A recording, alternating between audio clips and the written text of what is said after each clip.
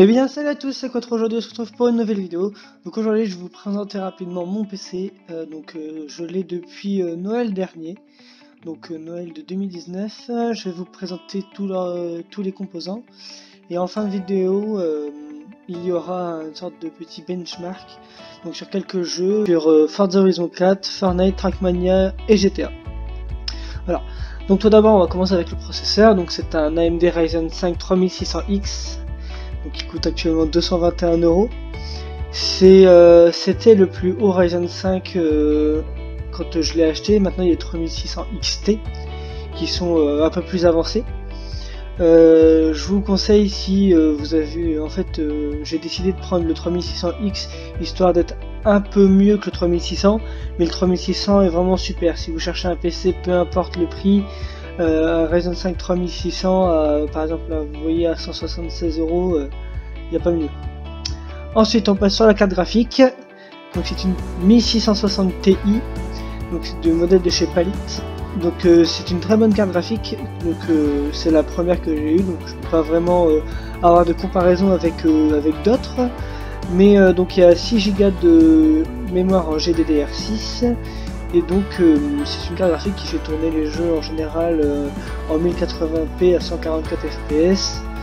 Je sais par exemple que quand je jouais en 1080p sur Forza Horizon 4 en élevé, j'étais à 150 fps. Donc pour ça il n'y a aucun problème. Par contre pour le prix maintenant elles sont assez élevées par rapport à ce que ça vaut. Je vous conseille plutôt de vous diriger vers les 2060. Voire les 2060 Super s'il y a des bonnes promos. Voir les RX 5700 XT, je sais qu'il y en a une qui est descendue à 350 à un moment, ça peut valoir plus le coup que celle-ci maintenant. Ensuite on passe sur la RAM. Donc c'est du classique, hein. Donc c'est Crucial Ballistics, c'est les sports LT en 3000 MHz, donc c'est de 2 x 8 Go CL16. Au début je les avais en 1 x 16 Go. J'ai décidé de changer en 2 x 8 parce que je trouvais que c'était plus, apparemment les performances sont mieux, et puis je me dis que s'il y a une barrette qui lâche, j'en ai une de 8 à changer et pas une de 16 directement. Alors, ensuite on part sur le cœur de la bête, j'ai envie de dire, sur la carte mère. Donc c'est une carte mère de chez MSI, une micro ATX, donc la B450M Mortar Titanium, donc bien sûr adapté au socket AM4 qui est celui des Ryzen, donc Ryzen 5 principalement. Donc c'est une carte mère effet blanc argenté. Le support pour la carte graphique a été renforcé.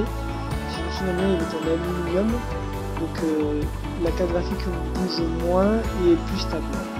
Ensuite, pour ce qui est des barrettes de RAM, il y a 4 emplacements. Elle est bien sûr compatible Windows 7, Windows 10, ce qui paraît logique. Elle n'est quasiment plus en vente puisque les nouvelles cartes mères viennent de sortir, les B550.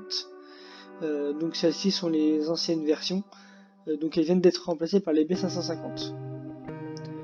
Ensuite on va passer sur le stockage, donc du classique. On part sur un petit disque dur de 1 Tera de chez Western Digital, donc c'est en 7203 par minute. C'est celui que tout le monde prend en général. C'est du classique.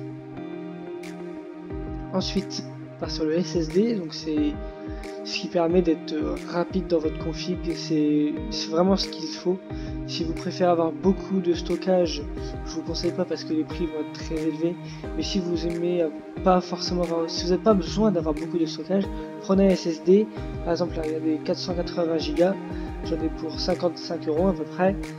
480 Go c'est assez pour mettre Windows, c'est la principale utilité d'un SSD, c'est pour que votre PC rame moins et vachement plus vite. Par exemple, pour lancer mon PC, je mets 10 secondes.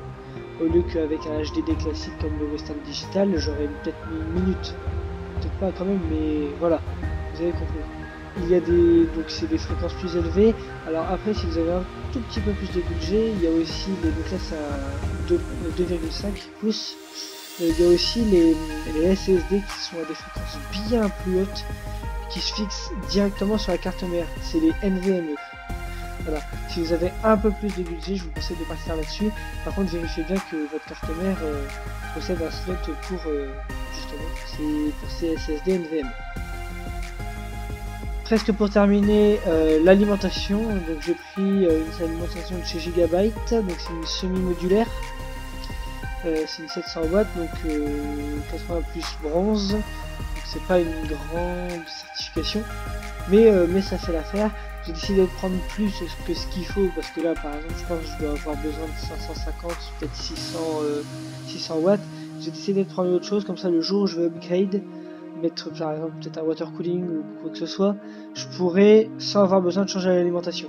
Alors là elle a 76 €, mais je l'ai eu moins cher que ça, j'ai dû l'avoir dans les 60, quelque chose comme ça. Donc c'est une très bonne alimentation. Par contre je vous conseille de la nettoyer régulièrement parce que y a un petit bruit, un petit clic qui peut arriver vite, et qui est assez dérangeant, même si on l'entend presque pas quand en fait on l'entend que au début, au démarrage, et après ça passe.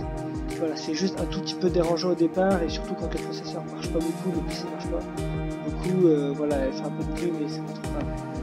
Et pour terminer, le boîtier, donc c'est un Fantex, c'est le P300, un Eclipse P300, donc c'est un très beau boîtier, il est fait tout en métal, il y a également une vitre en façade, et un ventilateur de 120 mm à l'arrière, ce qui permet d'évacuer un peu plus d'air.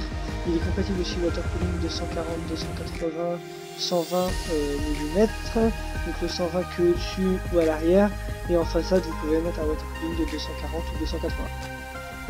Voilà, sinon c'est un très bon boîtier, il est assez sobre. Il y a deux petites LED RGB, donc vous voyez ici et sur le bouton d'allumage. Donc c'est un très bon boîtier, je trouve.